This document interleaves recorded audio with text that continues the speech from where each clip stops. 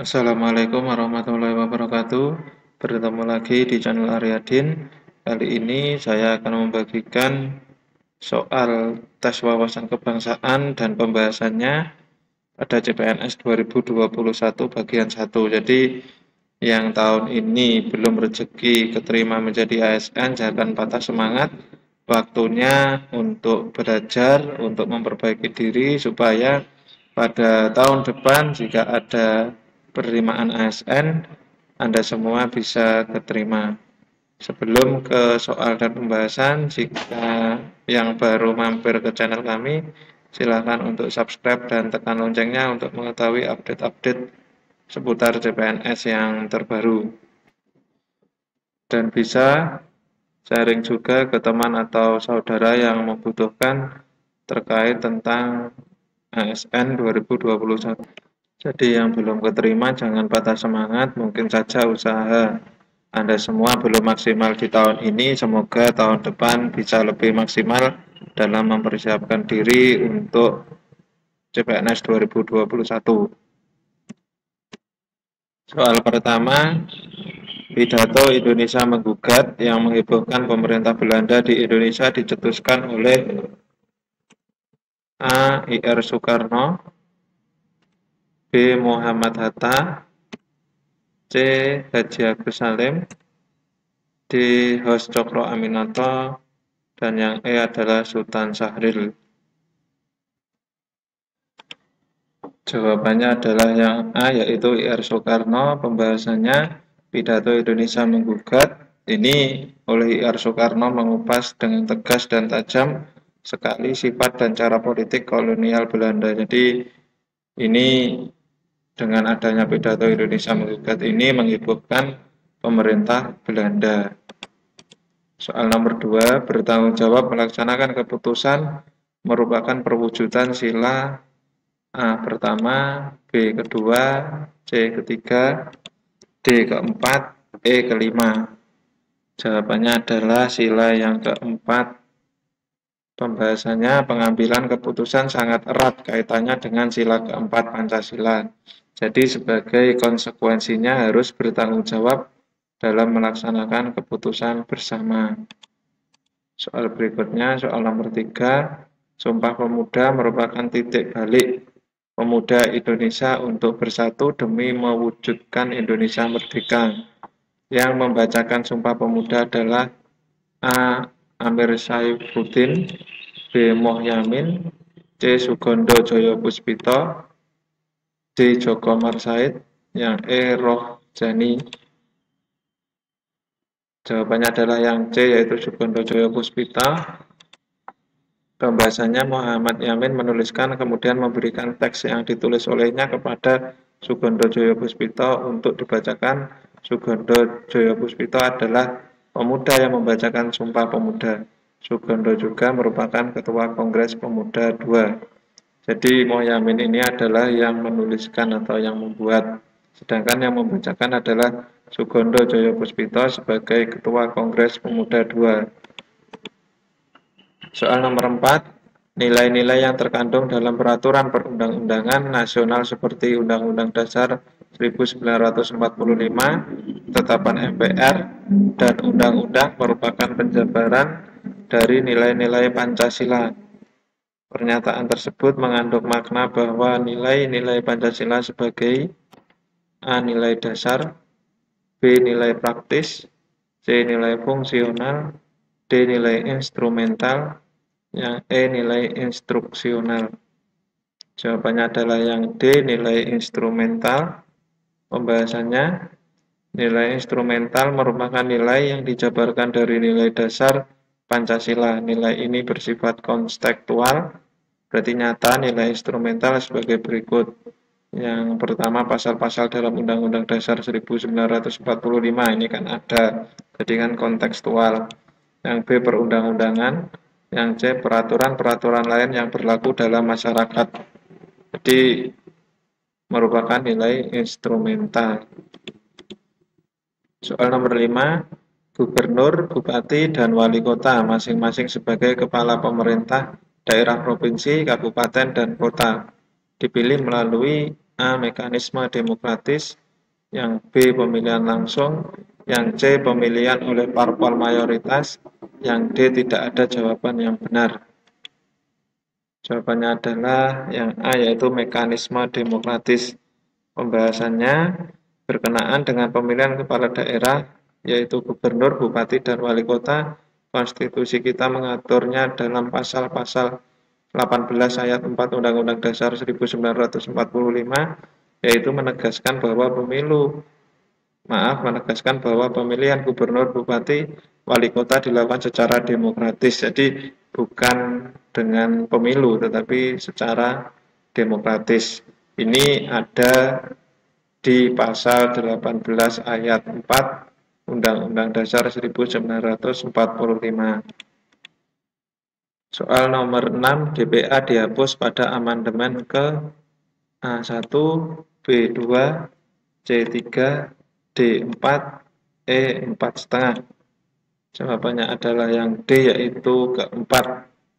Pembahasannya, DPA atau Dewan Pertimbangan Agung dihapus pada amandemen keempat karena dinilai tidak efektif. Jadi pada amandemen keempat ini Dewan Pertimbangan Agung dianggap tidak efektif oleh MPR sehingga DPA dihapus. Soal nomor 7, dalam Undang-Undang Dasar 1945 terdapat bagian yang menyebutkan bagaimana tata cara pembentukan Mahkamah Konstitusi, yaitu pada A. Aturan peralihan pasal 5, B. Aturan peralihan pasal 4, C. Aturan peralihan pasal 3, D. Aturan peralihan pasal 2, yang E. Aturan peralihan pasal 1. Jawabannya adalah yang C, yaitu aturan peralihan pasal 3.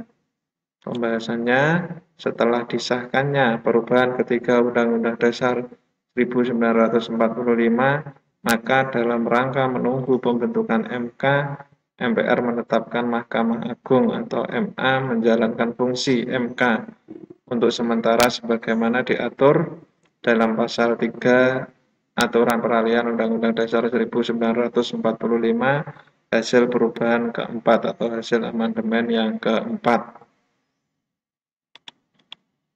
Soal nomor 8, pembukaan Undang-Undang Dasar 1945 mengandung pokok-pokok pikiran seperti di bawah ini, kecuali A. Kedaulatan rakyat, yang B.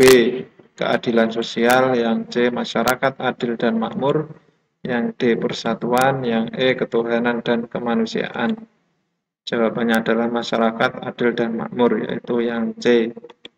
Pembahasannya, pokok-pokok pikiran dalam pembukaan Undang-Undang Dasar 1945 yakni yang pertama yaitu persatuan, yang kedua keadilan sosial, yang ketiga kedaulatan rakyat, yang keempat ketuhanan dan kemanusiaan. Jadi yang kecuali atau yang bukan pokok-pokok pikiran pada pembukaan Undang-Undang Dasar 1945 yaitu masyarakat adil dan makmur.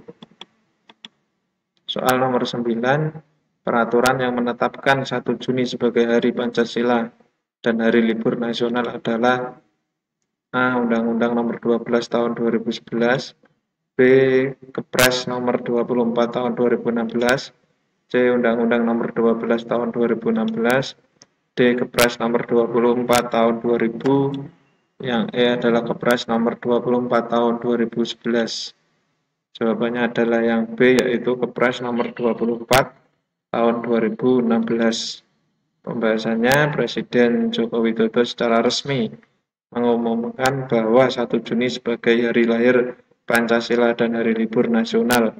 Pengumuman itu disampaikan dalam sambutan peringatan 1 Juni di Gedung Merdeka, Bandung pada 1 Juni 2016. Dalam peringatan itu, di akhir sambutan, Presiden membubuhkan tanda tangan keputusan Presiden atau Kepres Nomor 24 Tahun 2016 yang berisi tentang ketetapan 1 Juni sebagai hari lahir Pancasila sekaligus hari libur nasional. 10. Soal terakhir, salah satu dari 3 ketua BPUPKI yang dilantik oleh Jepang adalah A. Muhammad Hatta, yang B. R. Suroso, yang C adalah Ahmad Subarjo, yang D. Supomo, dan yang E adalah Mohyamin. Jawabannya adalah, sebentar, tadi ada sedikit kesalahan di jawabannya. Jawabannya adalah yang B, yaitu R. Suroso. Pembahasannya,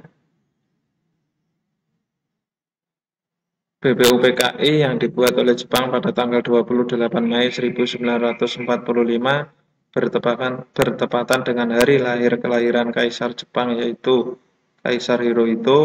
Adapun keanggotaan yang terbentuk berjumlah 67 orang dengan Ketua Dr. KRT Rajiman Widyodiningrat dan R. Suroso, dan seorang Jepang sebagai wakilnya Ichibang Ngase, ditambah 7 orang anggota Jepang yang tidak memiliki suara.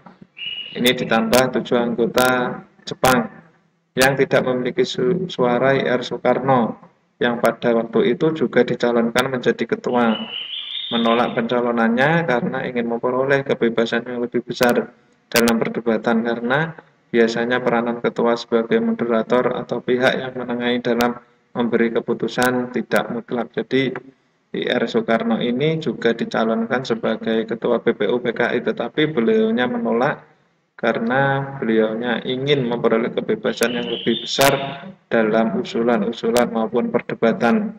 Karena kalau dia menjadi, atau karena kalau beliau menjadi ketua, maka hanya sebagai pihak penengah saja, tidak bisa mengambil keputusan. Cukup sekian penjelasan soal tes wawasan kebangsaan kali ini. Jangan lupa untuk subscribe dan tekan loncengnya untuk mengetahui update-update soal berikutnya. Jika video ini bermanfaat, jangan lupa untuk sharing ke teman atau saudara yang membutuhkan. Jadi tetap semangat walaupun tahun ini belum mendapatkan NIP. Semoga tahun depan bisa atau diberi kesempatan untuk mendapatkan NIP untuk menjadi ASN, entah itu P3K atau CPNS. Ada kurang lebihnya saya mohon maaf. Terima kasih. Wassalamualaikum warahmatullahi wabarakatuh.